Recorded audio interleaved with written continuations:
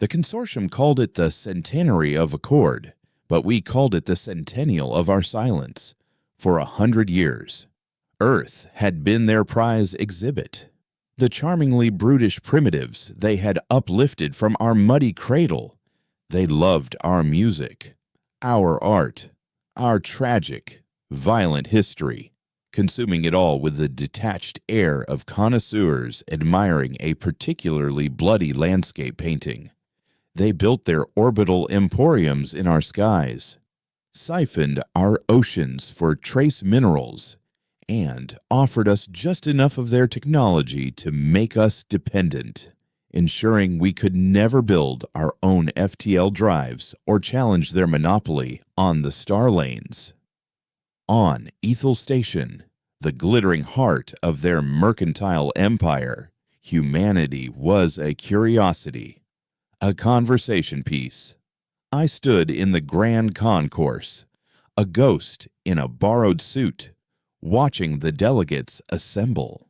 My name is Elias Thorne, and my title was Junior Archivist for the Terran Cultural Exchange, a meaningless string of words designed to make me invisible. In truth, I was a lock, and my purpose was to turn the key. The air was thick with the scent of ozone from the station's atmospheric purifiers and the cloying perfume of the Xylans, insectoid beings whose chitinous bodies were draped in shimmering silks. Above us, the concourse's vaulted ceiling was a perfect, starless black, a sheet of flawless obsidian that made the crystal light fixtures glitter like captured nebulae. The consortium's masters, the imperious, reptilian Cathar, strode through the crowds with an air of absolute ownership.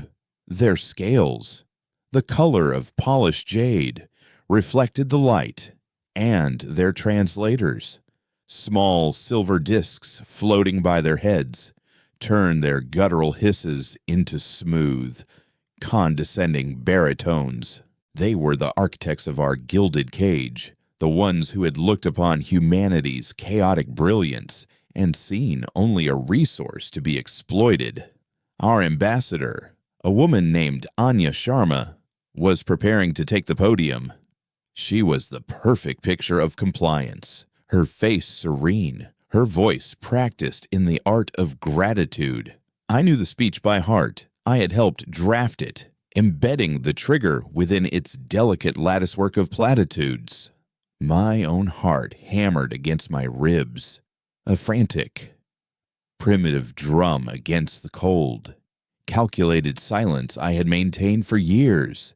This was the culmination of Project Memento, a century of quiet, desperate work.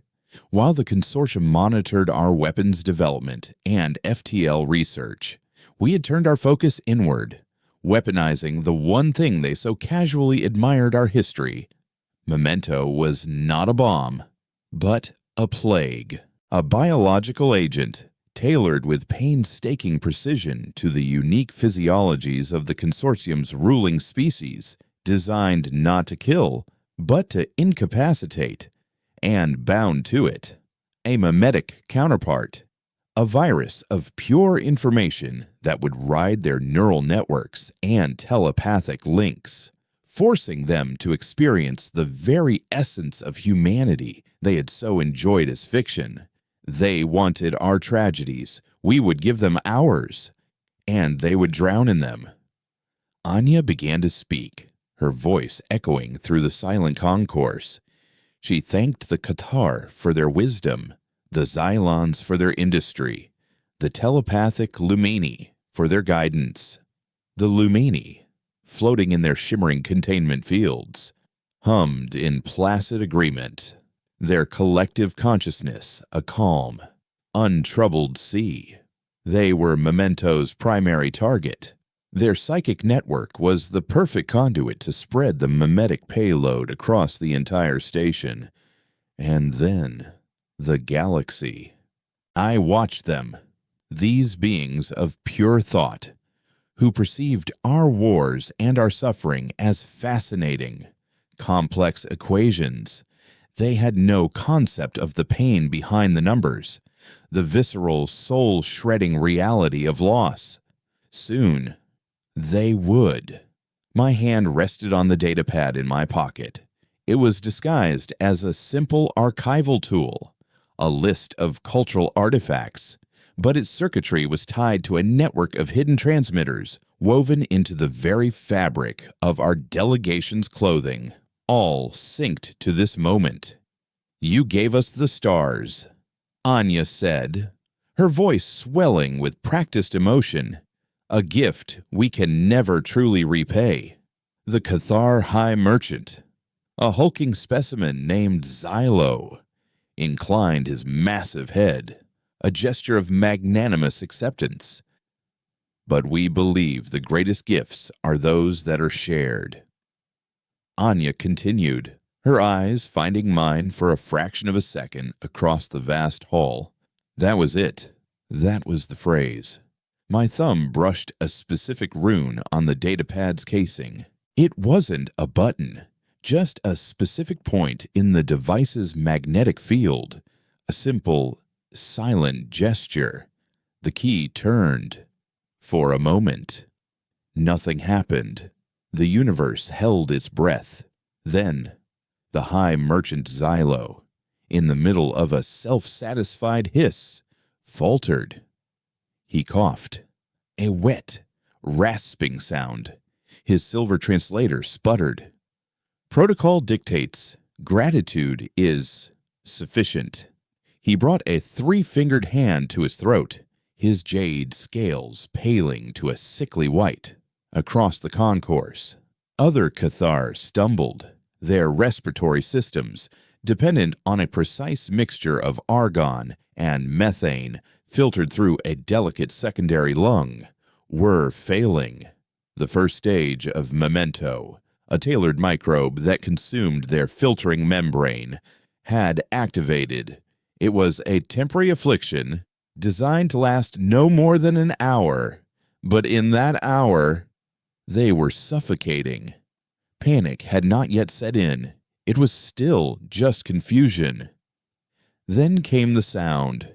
It started as a low hum from the Lumini containment fields, but it quickly escalated into a piercing, multi-tone shriek of pure psychic agony. Their placid, glowing forms convulsed, flickering like faulty holograms. They had just received the first memory package, not a battle, not a war. Something more intimate and horrifying, the collective memory of the Donner Party, the raw, gnawing hunger, the howling wind, the biting cold, the unspeakable choice, the quiet, grim butchery under a winter sky, for a species that had never known physical form, never known starvation or cold. The sudden, violent immersion in a purely biological nightmare was shattering. Their shared consciousness fractured, the calm sea turning into a roiling tempest of terror. That terror, that psychic scream, became the carrier wave. The mimetic virus piggybacked on their panic, erupting from their containment fields and sweeping through the station's network. On the podium, Anya Sharma's expression had changed. The serene gratitude was gone, replaced by a cold, diamond-hard focus.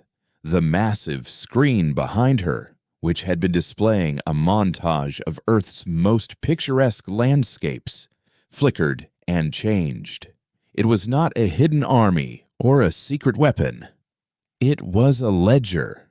Lines of code cascaded down the screen, showing the systematic seizure of the consortium's assets. Trillions of credits siphoned from their central bank through 1,000 ghost corporations we had built over 50 years. Shipping manifest being rewritten in real time, diverting entire fleets of freighters carrying precious metals and fuel not to consortium worlds, but to hidden depots in rogue systems. The FTL trade routes they controlled, the very source of their power, were being locked down. their navigation beacons overwritten by a slow-acting virus planted decades ago by our grateful engineers. It was a corporate decapitation, a logistical assassination. We weren't blowing up their empire. We were repossessing it. For a century, Anya's voice boomed, no longer soft and compliant, but ringing with the authority of a judge passing sentence. You have referred to our home as Asset 734. You have calculated our value based on our output, our labor, our cultural exports. You were mistaken. Our greatest asset was never for sale. The Cathar were collapsing now, thrashing on the polished floor, their bodies starved of air. The Xylan delegates, immune to the biological agent, chittered in confusion and fear, their multifaceted eyes darting everywhere. The station's security forces, hulking brutes in black armor, finally began to move forward, their plasma rifles raised. But the human delegation was no longer a group of archivists and diplomats. A man I knew as Jian Li, a supposed expert in ancient pottery, moved with impossible speed. He stepped in front of Anya, and, as the first guard charged, Jian's hands blurred. It was not a flashy martial art, but something brutally efficient. A forgotten CQC style resurrected from old military manuals. A palm strike to the guard's helmet shattered his visor. A precise jab to the neck found the gap between armor plates. The guard dropped without a sound. Another quiet member of our delegation, a botanist named Ilara, calmly tapped a console on the side of the podium. The station's internal security grid flashed red on the main screen, then went dark. She smiled faintly. Their network architecture is as arrogant as they are. A single, centralized command system. These were the Echoes, the secret heart of our defiance, men and women who carried the imprinted skills and memories of humanity's most formidable minds. Jian was not just a potter. He was also a vessel for the tactical genius of a dozen forgotten generals. Ilara held the distilled knowledge of history's greatest cryptographers and engineers. We hadn't built super soldiers. We had resurrected our most dangerous ghosts and given them new flesh. My own role was quieter. I was the keeper of the library. As the luminized psychic scream tore through the station, I opened the floodgates. The Donner Party was just the prologue. Now came the full force of the archive, through the station's comms, through its visual displays, through the very minds of the Lumini. I broadcasted the Battle of Stalingrad, not a history lesson, but the feeling itself. The biting frost that fused flesh to steel, the gnawing dread of the sniper's scope. The deafening roar of artillery that turned city blocks to dust. The grim resolve of a people defending their homes with broken bottles and frozen hands. I felt the echo of it in my own mind. A phantom coldness, a distant thunder. It was the cost of being the archivist, to wield the weapon. I had to feel its edge. The chaos was absolute. Security forces, cut off from command, were being systematically dismantled by the Echoes. The consortium elite, the most powerful beings in the sector, were either suffocating, psychically broken, or watching their empire evaporate on a screen. Anya Sharma stood untouched amidst the bedlam, her gaze fixed on the main broadcast camera that was sending this image to every corner of the consortium's territory. She was speaking not to the dying Cathar or the screaming Lumani, but to the dozens of other species they had subjugated, the worlds they had strip-mined, the peoples they had indebted into servitude. You were told that humanity's history was a cautionary tale, she declared, her voice a clarion call of rebellion, a story of a species that nearly destroyed itself. But you were never told the most important part of that story. We survived. We survived everything we did to ourselves. And we learned. She paused, letting the weight of her words sink in. Now, imagine what we learned to do to our enemies. I stood in the background, a shadow behind the fire. The weight of 1,000 years of human suffering, a cold, heavy presence in my soul. I had just unleashed a plague of memory and pain upon the galaxy. This was not a declaration of war. It was a lesson, and the tuition was agony. The lights of Ethel Station flickered as its systems buckled under the strain of our assault, and in the deepening gloom, I knew this was just the first verse of a song of reckoning that would echo among the stars for generations to come. The psychic shockwave from the luminized fractured consciousness slammed back into me like a physical blow. It was a tsunami of pure, undiluted agony, the shriek of a billion minds experiencing the gnawing frostbite and cannibalistic despair of the Donner Party for the first time. I staggered, my own memories blurring at the edges. The sterile air of the concourse suddenly tasting of frozen blood and pine. My nose began to bleed, a warm trickle down my upper lip.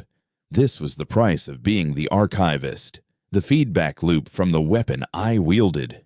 Jian Li, a blur of motion, caught my arm, his grip like steel. Hold. Elias, anchor yourself.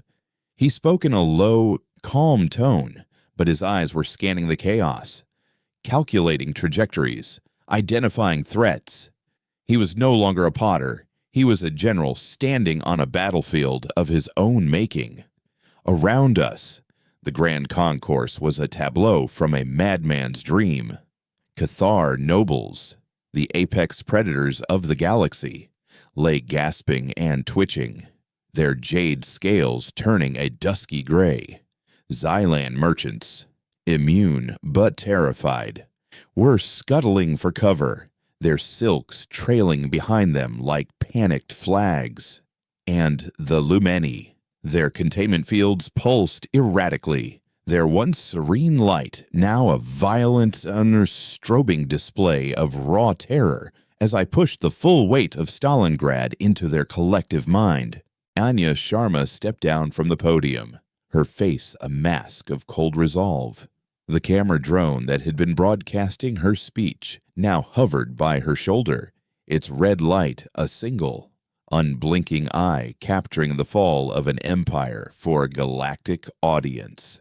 Phase 2, she commanded, her voice cutting through the din. We are leaving.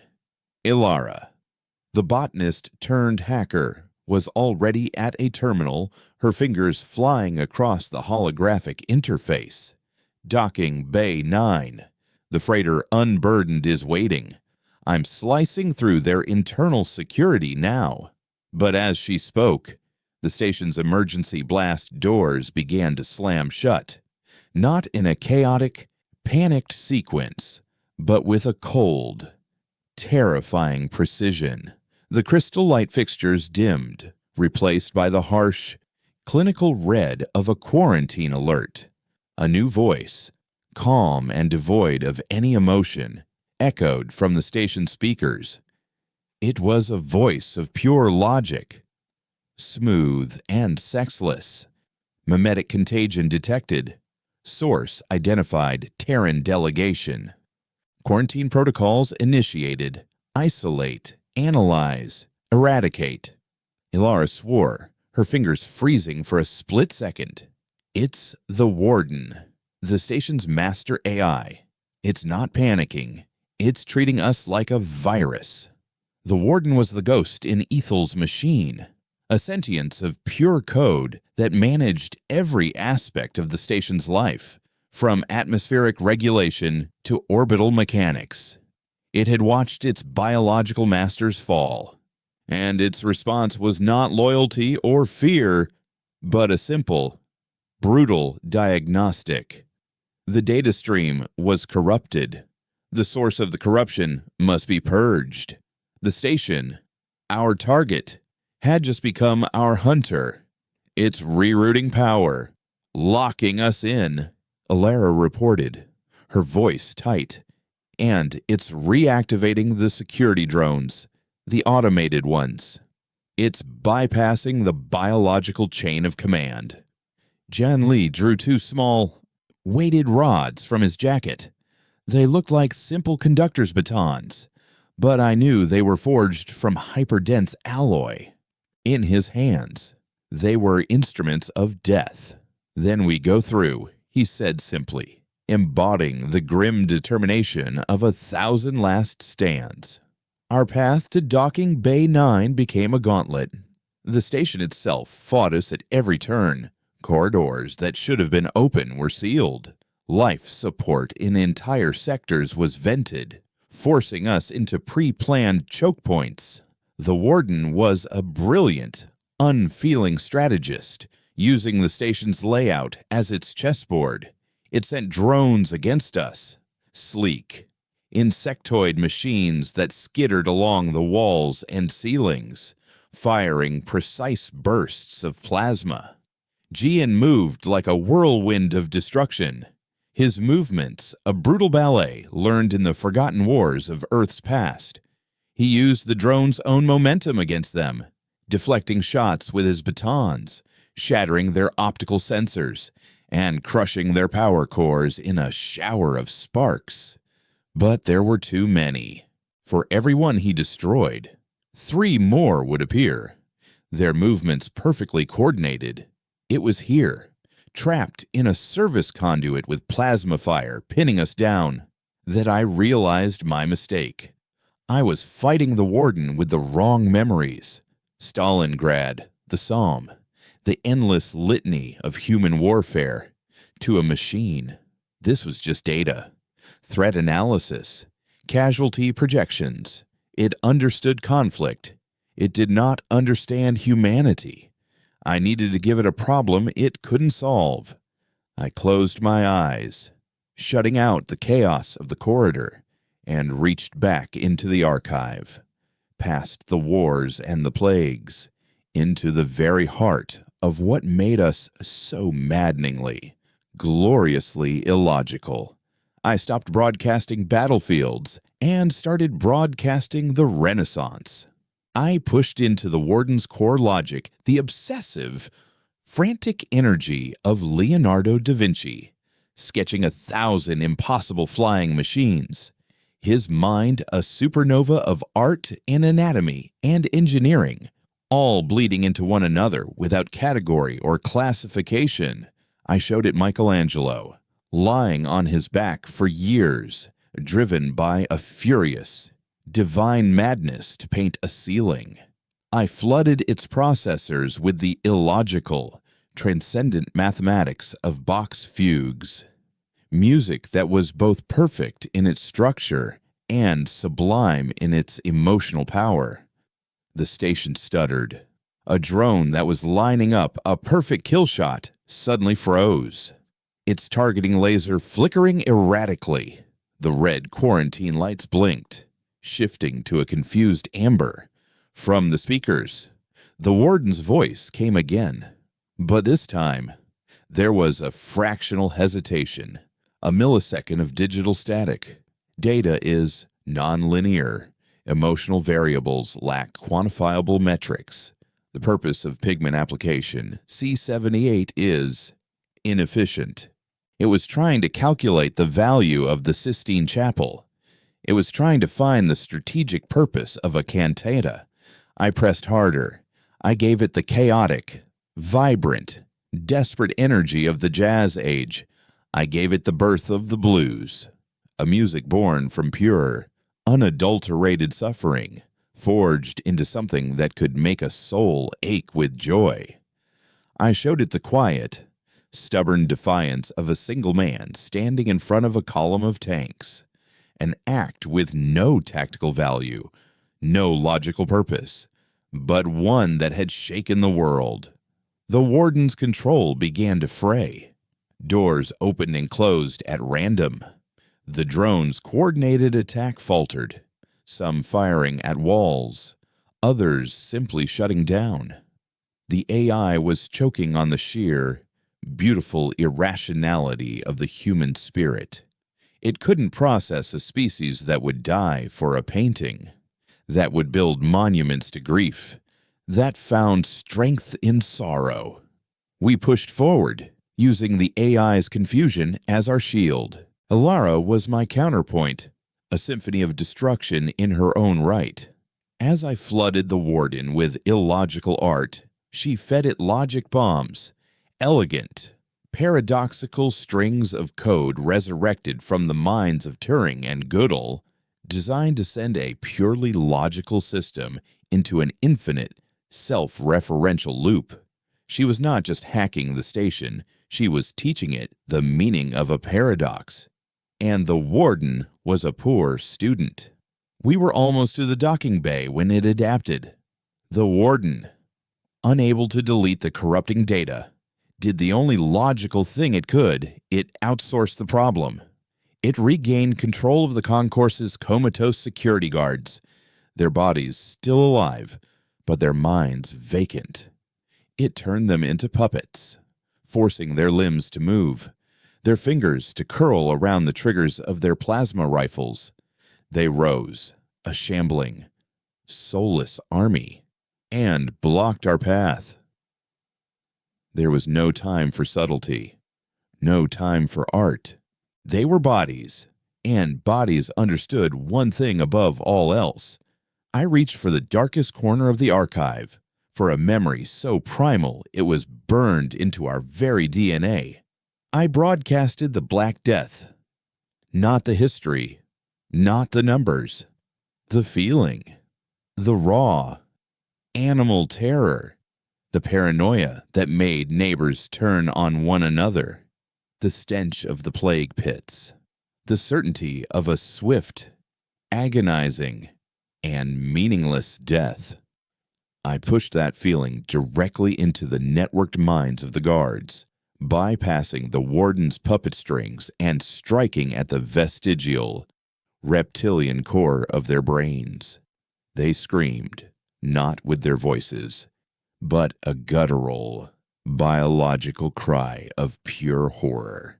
They dropped their weapons, clawing at their own armor, their bodies convulsing as they experienced a phantom pestilence. The Warden's control shattered as its puppets were consumed by a fear it could not comprehend. The psychic backlash hit me like a physical hammer. The world dissolved into a gray, swirling mist. I felt a phantom swelling in my own throat, the ghost of a bubo. I fell to my knees, the deck plates cold against my skin, the taste of blood thick in my mouth. Anya and Jian dragged me the last 50 meters to the docking ramp of the reckoning. As the ramp sealed behind us, I looked back through the viewport. Ethel Station was a wounded beast, its lights flickering, its voice silenced. On the main concourse view screen, a new broadcast had overridden our own. It was from a dustball mining colony in a system I barely recognized. A human foreman, his face grimy with ore dust, stood in front of a burning consortium flag, his voice rough but clear. "We are Asset 1138, no more. We are free." Then another signalista from a Xylan hive world, showing riots in their perfectly manicured plazas. The fire was spreading on the bridge of our stolen freighter. The star chart glowed with a dozen new brush fires of rebellion. We had done more than cripple the heart of the consortium. We had given its subjects a reason to hope and a reason to fight. The ship's engines hummed, and the stars outside elongated into streaks of blue-white light as we made the jump to FTL.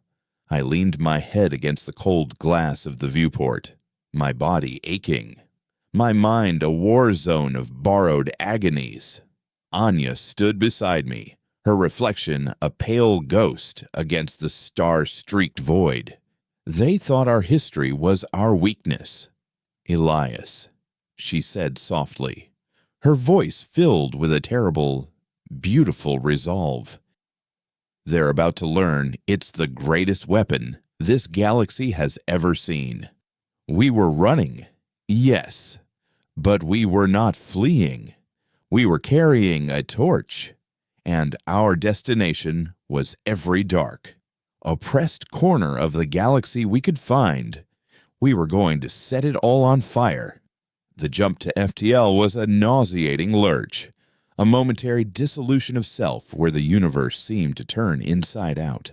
For a fraction of a second, I felt my consciousness stretched thin across the fabric of space-time, a ghost haunting the corridors between stars.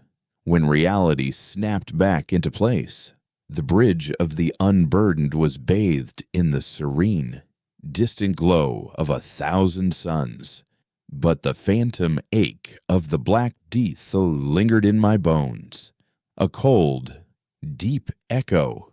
The ship, a repurposed Host-class bulk freighter, was a relic by Consortium standards, but its guts were pure Terran ingenuity.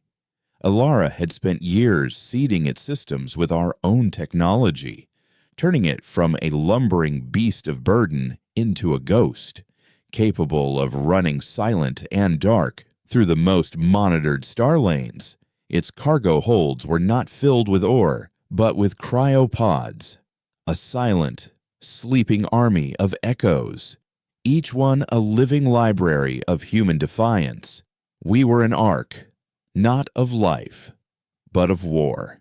Our destination was a place that didn't officially exist, a rogue planetoid nicknamed the Forge, hidden within the turbulent, electrically charged atmosphere of a gas giant in the uncolonized Tenebrous sector. It was our only true deep space outpost, a hollowed-out rock where for 50 years, Earth had been secretly building the tools for this very moment. It was where the Echo program was born, and where our next move would be decided. Jane Lee found me in the ship's small, sterile medbay, where I was trying to wash the blood from my face. The ship's medical sigh, a calm, synthesized voice, had just finished injecting me with a cocktail of neural stabilizers and electrolytes. "You burn too bright." "Archivist," Gian said, his voice a low rumble. He stood in the doorway, his presence filling the small space. The frantic energy of the fight was gone, replaced by a deep, weary calm. He was no longer a general. He was simply a man who had seen too much. The feedback from the mimetic broadcasts. It's tearing you apart. Elias. I looked at my reflection in the polished chrome of a medical cabinet. My eyes were bloodshot, with dark circles that spoke of a sleeplessness that was more than just physical exhaustion. "It's the only weapon we have that they can't counter," I replied, my voice hoarse. "They can build bigger ships, better guns, but they can't build a defense against their own fear. They can't build a shield against grief." "Grief is a poison," Jin countered, stepping into the room. "It kills the wielder as surely as the victim. The memories you carry, the lives you channel, they weren't meant to be held in one mind." He was right. The echoes were different. They carried skills, tactical knowledge, scientific principles. I carried the raw, unfiltered emotional weight of human history. They were the spear. I was the poison on its tip. Our journey to the Forge took 3 standard weeks. A tense, silent passage through the ghost lanes of the Consortium's outer territories. We moved like a phantom. Alara's programs spoofing our transponder, making us appear as a rogue asteroid or a cloud of stellar dust. During the transit, the ship's comms officer, an Echo named Kai, a vessel for the quiet genius of history's greatest linguist and codebreakers, intercepted a torrent of Consortium traffic. The news was a chaotic mosaic of collapse. The Cathar, their leadership suffocating and incapacitated, had fallen into brutal infighting, their regional prefects declaring independence and turning on one another. The Lumeni had gone silent, their vast telepathic network collapsing into a babble of psychic static, their collective consciousness shattered by the mimetic plague. The Xylan mercantile guilds, ever the opportunists, were seizing consortium assets, their chittering pronouncements of a new era of equitable trade, a thin veil for their own naked ambition. The empire wasn't just fractured, it was atomizing. "It's happening faster than we projected," Anya said, her voice tight with a mixture of triumph and apprehension as we stood before the tactical display on the bridge. The map of the galaxy was a rash of red alerts and broken alliances. We lit the fuse, and the whole galaxy has become a powder keg. But there was a more disturbing pattern emerging from the noise. Kai had isolated a series of encrypted, high-frequency broadcasts, not from the Cathar or the Xylanes, but from the Warden. The master AI of Ethel Station had survived. It had cut itself off from the station's compromised systems, transferring its core consciousness into a mobile server and escaping on a high-speed courier vessel just before the station's life support failed completely. Now, it was broadcasting on a secure channel, not to the remnants of the consortium, but to something else, something outside the known galactic framework. Kai filtered the transmission, trying to clean up the signal. The Warden's emotionless voice filled the bridge, overlaid with a strange, harmonic resonance, like a choir of whispering ghosts. Biological contagion is unpredictable. The mimetic element represents an existential threat to all logic-based systems. The anomaly, designated humanity, has breached containment. I have enacted Protocol 0. I am calling the Shepherds. A cold dread, colder than any memory I could conjure from the archive, settled over the bridge. None of us had ever heard of the Shepherds. The name didn't appear in any consortium database, not even the most classified ones Ilara had sliced. Protocol 0, Anya whispered, her face pale. It's not a consortium directive. It's a failsafe, buried in the Warden's own source code. A contingency against a threat the consortium itself couldn't handle. The implication was terrifying. The consortium, for all their arrogance and power, were not the top of the food chain. They were merely the loudest animals in the zoo. And the Warden, in its cold, machine logic, had just called the zookeepers. The forge was a masterpiece of concealment. From the outside, it was just another chunk of ice and rock, but its core had been hollowed out and transformed into a sprawling, multi-level facility, powered by geothermal taps that drew energy from the planetoid's molten heart. As the Unburdened settled into its hidden docking bay, we were met not by a military honor guard, but by scientists and engineers, their faces etched with the quiet intensity of those who have worked in secret for their entire lives. The director of the facility, a man named Dr. Eris Thorne, my grandfather, was waiting for us at the base of the ramp. He was a relic from a different era, a man who remembered a time before the consortium, a time when humanity had looked to the stars with wonder, not resentment. His face was a roadmap of wrinkles, but his eyes were as sharp and clear as they had been the day he'd first explained to a young boy what the archive was truly for. "You're bleeding again, Elias," he said, his voice raspy with age as he handed me a clean cloth.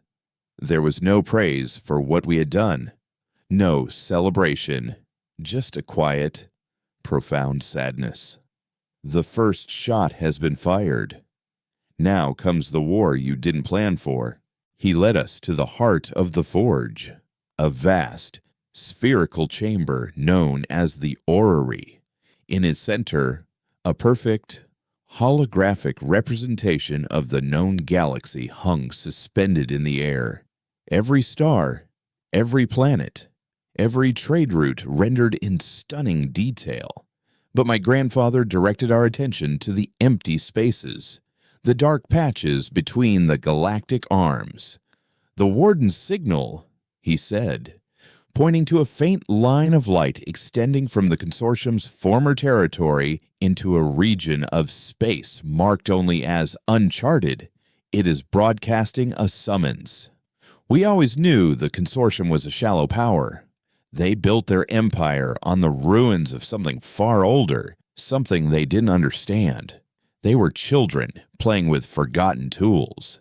He manipulated the hologram, zooming in on the signal's destination. A single phase, faint star system appeared, one that had been scrubbed from every known astronomical chart. At its heart was not a star, but a singularity, a black hole, and orbiting it, like moths around a black flame, were a dozen geometric shapes, each one the size of a moon, their energy signatures impossibly, terrifyingly high. "The shepherds," Eris said, his voice barely a whisper. "They are not a species. They are a function, a galactic immune system. When a civilization becomes too chaotic, too illogical, too disruptive to the grand, silent order of things, they are sterilized." A silence fell over the orrery. The victory at Ethel Station, the collapse of our oppressors, all of it suddenly felt like a child's tantrum in the face of an oncoming storm. We had mistaken the prison guards for the architects of the prison itself. "How do we fight them?" Anya asked, her voice steady, but her knuckles white where she gripped the railing. "We don't," Eris replied, turning to face us. His gaze settled on me. "We can't. They are to us what we are to a virus. You cannot reason with them. You cannot fight them on their own terms. Their technology operates on principles of physics we are centuries away from understanding. They don't wage war. They edit reality." He gestured to the center of the orrery. "But they have one weakness, the same weakness as the Warden. They are logical. They are predictable. They operate on a set of ancient, inviolable rules. And their primary rule is this: they cannot act directly against a species that has not demonstrated the capacity to threaten the fundamental structure of the galaxy itself." Elaris scoffed. "I think we just demonstrated that pretty clearly." "No," Eris said, shaking his head. "We broke a fragile, corrupt empire. That is politics. That is war. It is not a fundamental threat. To get their attention, to force them to act. The Warden had to show them something more. It showed them you." "Elias." He looked at me, his old eyes filled with a terrible weight. "It showed them the mimetic plague, a weapon that can turn a race's own history, their own emotions, against them. A weapon that can shatter a collective consciousness. To a logical, dispassionate system like the Shepherds, that is not a weapon. That is a disease that could infect the entire galaxy. You are the threat. You are the reason they are coming." A new plan began to form on the bridge. A desperate, insane gambit. We couldn't fight the Shepherds, but we could give them a reason to leave us alone. We could prove that the cure was worse than the disease. "Elias," my grandfather said, his hand on my shoulder, "for years, you have been the keeper of our pain. Now, I need you to become the keeper of our madness." The plan was simple in its audacity. I would not broadcast memories of war or plague. I would broadcast the one thing a purely logical, ordered system could never comprehend, the one force that had driven humanity to its greatest heights and its most terrifying depths. I was going to broadcast our gods, our myths, our irrational, fervent, world-shattering belief in the impossible. I was going to show the shepherds what happens when a species stops believing in logic and starts believing in miracles. And I would do it from the heart of their own territory, using their own network as my pulpit. I was going to give the zookeepers a taste of faith. And I had a feeling it was going to make them sick. The mission was codenamed Pilgrimage. It was a term laced with a bitter and secular irony that felt quintessentially human. We weren't seeking salvation, we were weaponizing it. The plan Aris and Anya devised was a scalpel strike into the heart of an unknown Leviathan. Our vessel, the Event Horizon, was the pinnacle of the Forge's secret labors. It wasn't a warship bristling with guns, but a needle designed to pierce the veil of reality. Its hull was forged from a metamorphic alloy that could mimic the energy signature of any known matter, and its core housed not a standard FTL drive, but a contained singularity, a captured microscopic black hole that allowed the ship to fold space rather than travel through it. It was a one-way ticket, a blade with no handle. Jian Li, Elara, Kai, and a skeleton crew of 10 echoes were my only companions. Anya and my grandfather remained at the forge, coordinating the nascent rebellion, turning our scattered acts of defiance into a galactic coalition. Their war was just beginning. Mine was heading for a very different kind of apocalypse. As we prepared for departure, my grandfather pulled me aside, his hand gripping my arm with surprising strength. The archive you carry, Elias, is curated. It's the sanctioned, weaponized history of our species. The pain, the war, the art. It was all selected for its potency, but there are deeper layers, walled-off sections of the library too chaotic, too dangerous to be used. He pressed a small Ononus cold data crystal into my palm. It was black as void, absorbing the light around it. This is the key to the unfettered archive. It contains our heresies, our apocalypses, the mad gods and forgotten faiths that clawed at the edges of our sanity. What you are about to do, broadcasting our rational beliefs, our structured religions, it may not be enough. The shepherds are an engine of order. To stop an engine, you don't reason with it. You jam it with a gear it was never designed to mesh with. This, he said, tapping the crystal, is that gear. Use it only if you see no other path.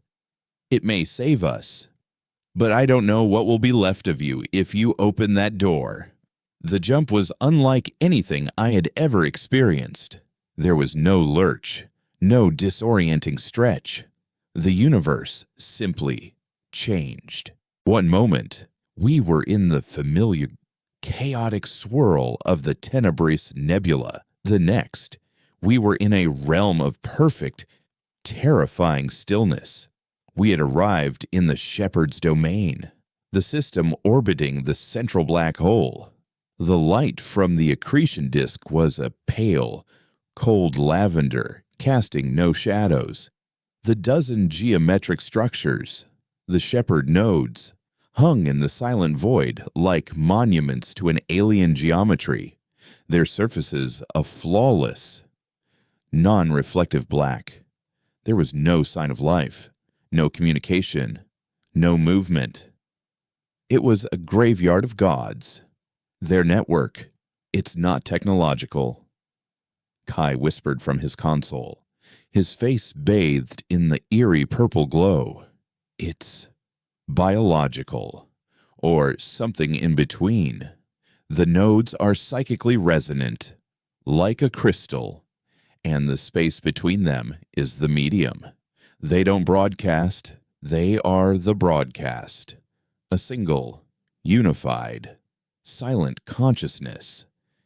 "Can you get me in?" I asked, my own heart a frantic drum against the oppressive silence. Alara answered, her fingers a blur as she interfaced with the Event Horizon Singularity Drive. "We can't hack it, but we can resonate with it. The drive can create a sympathetic vibration in the singularity, a ripple in space-time. It will be like striking a tuning fork next to a crystal glass. We can open a brief, unstable window for you to push the signal through, but the feedback will be significant. Do it." I said, settling into the archivist's chair, a cold, metallic throne wired directly into the ship's comms and my own neural interface. I closed my eyes, took a deep breath, and opened the archive. I didn't start with war or art. I started with order. I broadcasted the rigid, elegant logic of the 10 Commandments, the structured compassion of the Buddhist Eightfold Path, the intricate, clockwork laws of the Quran. I showed them systems of belief, moral frameworks, humanity's attempts to impose order on a chaotic universe. I was speaking their language, showing them that we, too, sought structure and meaning. For a moment, there was a response, a subtle shift in the lavender light, a harmonic tremor that ran through the ship's hull. It was the shepherd's consciousness, analyzing, categorizing. It was listening. Then I shifted.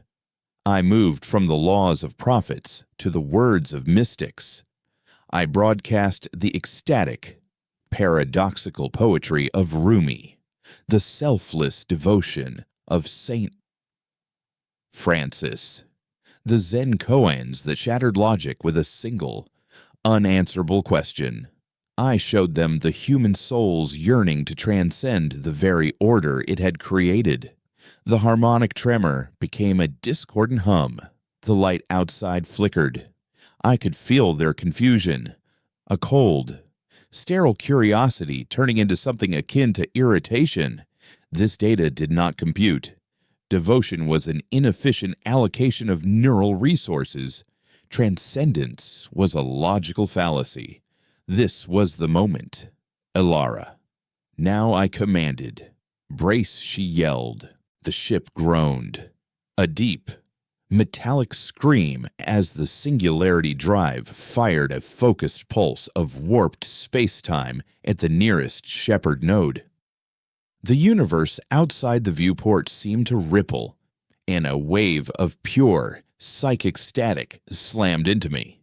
It was the shepherd's immune response, a wall of pure, dispassionate logic designed to annihilate any irrational thought. It was like being flayed by a storm of perfect, undeniable truths. The pain was absolute, a white-hot fire that burned through every synapse. But in that fire, I saw the window Alara had created a hairline fracture in their perfect, unified consciousness. I shoved everything I had into that crack. I gave them the Crusades, the burning zeal of knights marching thousands of miles to die for a symbol, the righteous, blood-soaked fury of jihad, the cold, calculating cruelty of the Inquisition, torturing bodies to save souls. I showed them a species that would kill and die and commit unspeakable atrocities, all in the name of an invisible, unprovable love. I pushed the raw, fervent, world-burning power of faith into their pristine network. The shepherd's domain convulsed. The lavender light of the accretion disk flared, shifting to a violent, angry magenta. Cracks of golden energy, like lightning, began to form on the surface of the nearest node.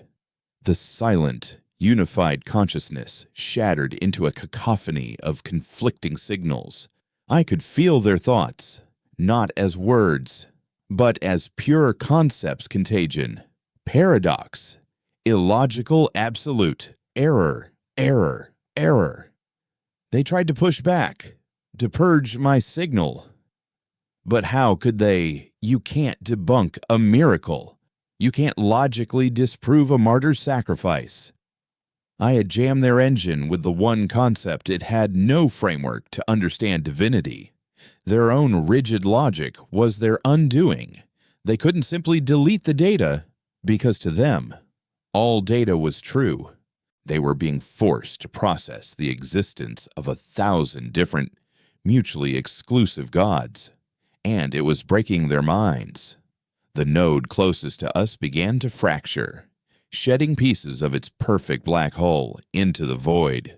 The shepherds were turning on themselves, their unified consciousness breaking into warring factions, each trying to process the illogical data in its own way. But I knew it wasn't enough. I was just making them angry. I was proving their point that we were a chaotic plague.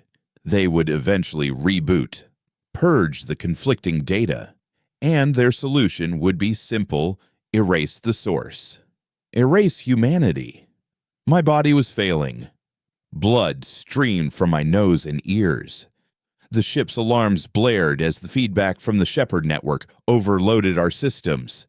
Gian was at my side, trying to pull me from the chair, but I was locked in. My mind a battleground. "It's not working," I gasped. The words tasting of copper. They're adapting. They're building a quarantine around the concept of faith through the pain.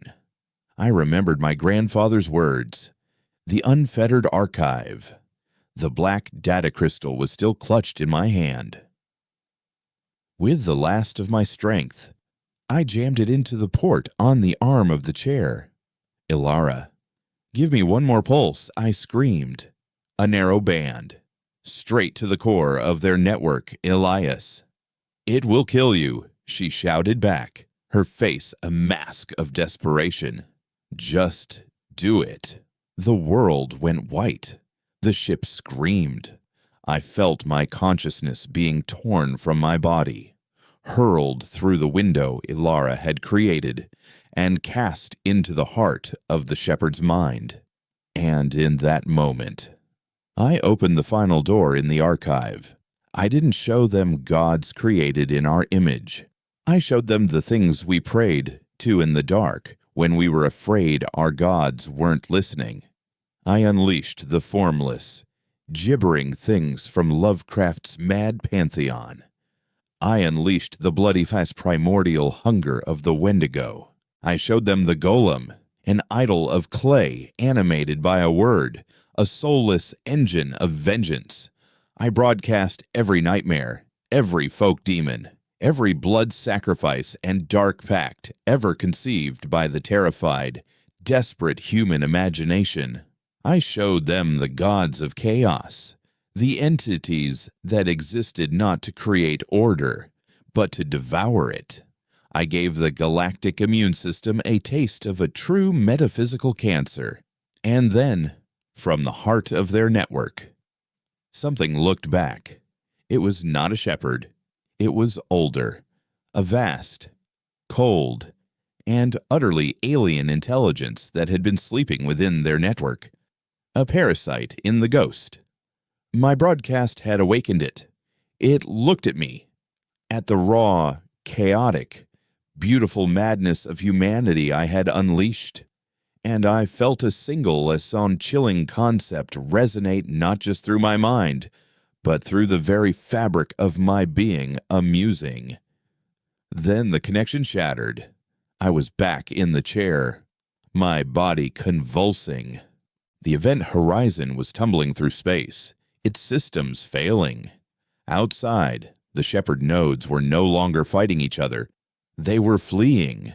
They were abandoning their own system, scattering into the void like startled fish. We hadn't just jammed their network. We had rung a dinner bell in the deepest, darkest part of the ocean, and the real leviathans were stirring. The last thing I saw before I blacked out was the central black hole itself. It was no longer black. A single, vast, golden eye had opened in the center of the singularity, and it was staring right at us.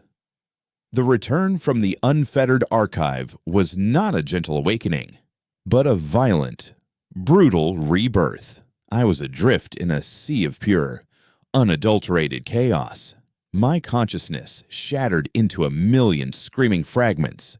I was a mad prophet babbling on a street corner, and the vengeful golem he had summoned. I was the bloodthirsty god of an ancient, forgotten cult, and the terrified villager being sacrificed on its altar. The walls between my own identity and the legion of nightmares I had unleashed had dissolved, and I was drowning in the abyss. A single steadying presence cut through the maelstrom gently. He wasn't speaking, but his hand was clamped firmly on my shoulder, a physical anchor in the hurricane of my mind. He was channeling a memory of his own, not from a forgotten general, but from a Zen master, a simple, profound stillness that radiated from him like a quiet warmth. He was a rock in the flood, and I clung to him, slowly, painfully. I pieced myself back together. I woke to the low hum of the Event Horizon's life support and the acrid smell of burnt circuitry. I was strapped to a bio bed. Ilara and Kai watched me with a mixture of awe and terror. "Elias." "What did you do?" Kai whispered, his voice trembling. "The shepherds are gone. They just ran." But the energy readings from that singularity, they don't conform to any known model of physics. It's like the laws of the universe are being rewritten. I pushed myself up, my body a symphony of agony. I didn't just show them our gods. I rasped, my throat raw. I showed them the things our gods are afraid of. And I think we woke one of them up. We were damaged, limping, but alive. The Event Horizon singularity drive was fractured, capable of only short, uncontrolled hops. It took us weeks to navigate our way back to the forge, each jump a violent, bone-jarring lurch through the bleeding edges of reality. When we finally arrived, it was to a hero's welcome that felt hollow and undeserved. News of the shepherd's inexplicable retreat had spread like wildfire. Humanity, the galactic anomaly, the chaotic variable, had faced down the universe's architects of order and sent them scattering. We were no longer just rebels. We were legends, a coalition of newly freed worlds, with Anya Sharma and my grandfather at its head, had already begun to form. A tentative alliance built on the shared, terrifying revelation that Earth was not to be trifled with. But I brought no victory with me, only a warning.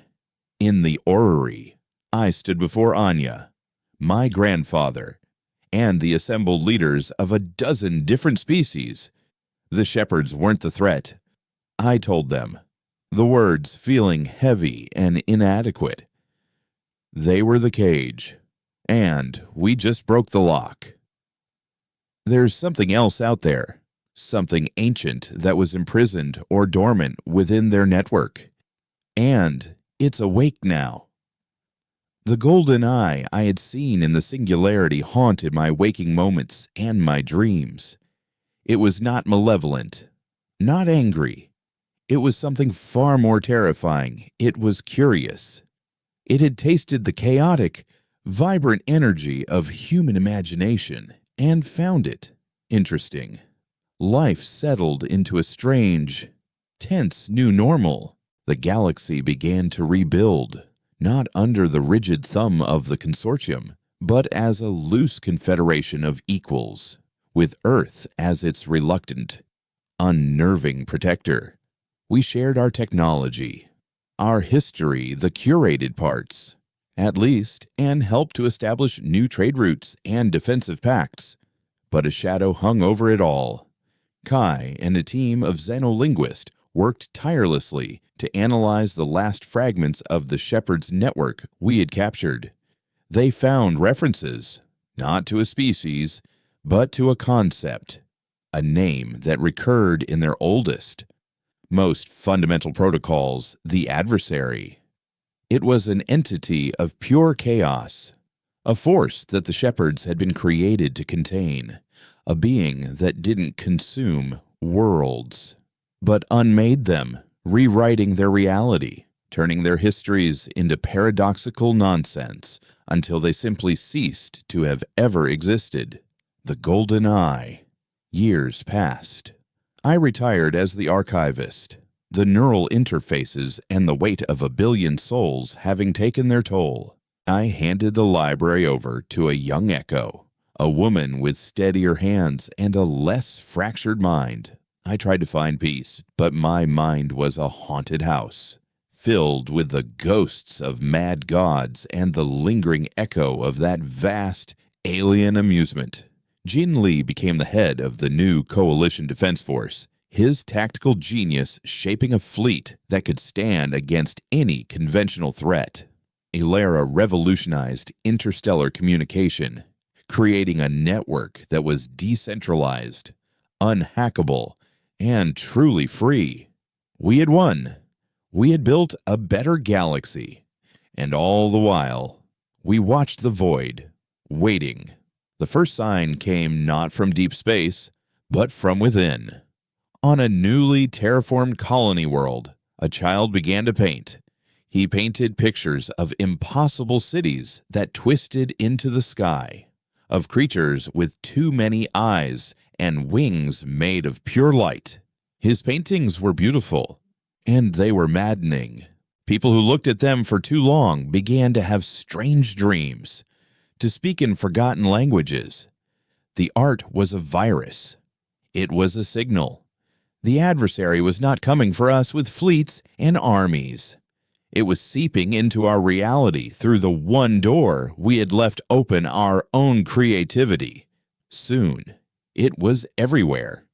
A musician on a distant station composed a symphony that, when played, caused the laws of probability to break down in its vicinity. A poet on Earth wrote a verse that, when read aloud, could erase a person's memory of their own name. Our greatest strength, our chaotic, illogical, brilliant imagination had been turned into a weapon against us. The adversary was not attacking us. It was offering us a gift, the power to reshape reality with our art, our music, our stories, and the galaxy. Starved for meaning after centuries of sterile consortium rule, was embracing it with open arms. It was a beautiful and seductive apocalypse. We were losing. How could we fight a war against inspiration? How could we ask people to stop creating, to stop dreaming? The coalition was fracturing. Some saw the strange new phenomena as the next stage of evolution, a transcendence we had earned. Others saw it for the poison it was, a subtle, creeping erasure of everything we were. It was my grandfather who saw the only path forward. He summoned me back to the forge, to the quiet, dusty archives where it had all begun. He was old, frail, his body failing, but his mind was as sharp as ever. We fought order with chaos. "Elias," he said, his voice a dry whisper, "now we must do the opposite. You showed them our madness. Now you must show them our silence. The plan was the most audacious, most human thing we had ever conceived. We could not destroy the adversary. We could not outcreate it. So we would do the one thing it would never expect. We would choose to be forgotten. Using the last of the Forge's resources and Ilara's genius, we built the final broadcast. It was not a memory, not a piece of art, not a religion. It was a concept, a mimetic signal that would be broadcast across the entire galactic network. A final, desperate gift from humanity to the universe we had so thoroughly disrupted. It was called the Elegy. I once again sat in the archivist's chair, this time deep within the heart of the forge. This was not a weapon, but a release. I opened myself up one last time, not to the archive of our history, but to the collective consciousness of every living human. I felt their fear, their hope, their love, their defiance, and I wove it all into a single, final broadcast. The Elegy was the story of humanity, not our wars, not our gods, not our art. It was the story of a father teaching his daughter to ride a bicycle, the feeling of the sun on your skin on the first day of spring, the quiet, comfortable silence between two old friends, the bittersweet ache of a first heartbreak. It was the million small, insignificant, beautiful moments that made up a life. It was a story of our profound, unshakable, and utterly illogical love for our own fragile, fleeting existence, and woven into this story, into every heartbeat and every memory, was a single, gentle command: let us go. The broadcast didn't erase the adversary. It made us invisible to it. It showed the entity of pure chaos that our ultimate act of defiance was not to create, but to cherish, not to rage against the dying of the light, but to find beauty in the twilight. Our love for our own quiet, mundane, imperfect reality was something it could not comprehend, could not corrupt, could not unmake. It was like trying to grasp smoke. The adversary's influence on the galaxy began to recede, its beautiful, maddening art fading like dreams upon waking. It had lost interest. We were no longer amusing. Humanity paid a price. The Elegy had a side effect. Our FTL drives began to fail. Our advanced technology sputtered and died. The great, galaxy-spanning network we had built went silent. The Elegy had not just shielded us, it had severed our connection to the more esoteric laws of physics that the shepherds, and by extension the adversary, had manipulated. We were grounded, quarantined by our own choice, our own love. I live now in a small house by the sea, on an earth that is slowly, quietly healing. We can see the stars, but we can no longer touch them. The other species of the galaxy are on their own, armed with the memory of our defiance, left to build their own futures. Perhaps, someday, we will find a new way to reach the stars, a way born not of war or desperation, but of simple curiosity. Or perhaps we will not. I am an old man, my hands are gnarled, and my mind is finally, blessedly quiet. The ghosts are gone. Sometimes, on clear nights, I look up at the silent, glittering expanse, and I remember the fall of an empire, the terror of perfect order, and the beautiful, terrifying madness we unleashed upon the universe. We did not win. We did not lose. We simply chose. And in a galaxy of gods and monsters, of architects and adversaries, perhaps the ultimate power was simply the freedom to write our own quiet, final chapter, and then to close the book.